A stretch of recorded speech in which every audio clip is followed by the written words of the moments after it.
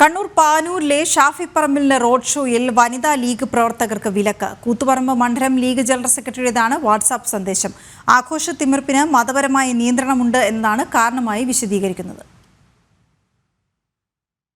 വെള്ളിയാഴ്ച 7-ാം തീയതി വെള്ളിയാഴ്ച നമ്മുടെ MP ഷാഫി പറമ്പിലിന് കൂത്തുപറമ്പ് നിയോജക മണ്ഡലം UDF കമ്മിറ്റി പാനൂരിൽ വെച്ച് ഒരു ഗംഭീര സ്വീകരണ പരിപാടി ഒരുക്കിയിട്ടുണ്ട്.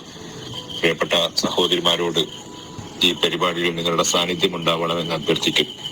എന്നാൽ ഈ റോഡ് ഷോയിലോ പ്രകടനത്തിലോ വനിതാ ലീഗിന്റെ പ്രവർത്തകന്മാർ പങ്കെടുക്കേണ്ടതില്ല.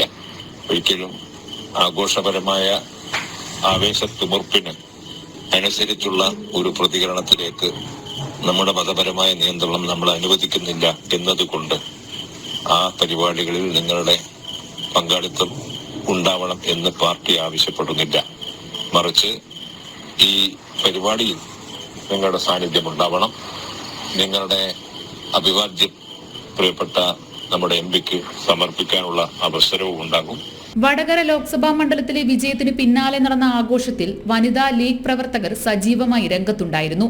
പിന്നാലെയാണ് ഇന്ന് നടക്കുന്ന പാനൂരിലെ റോഡ് ഷോയിൽ വനിതാ പ്രവർത്തകർക്ക് വിലക്ക് ഏർപ്പെടുത്തിയത്.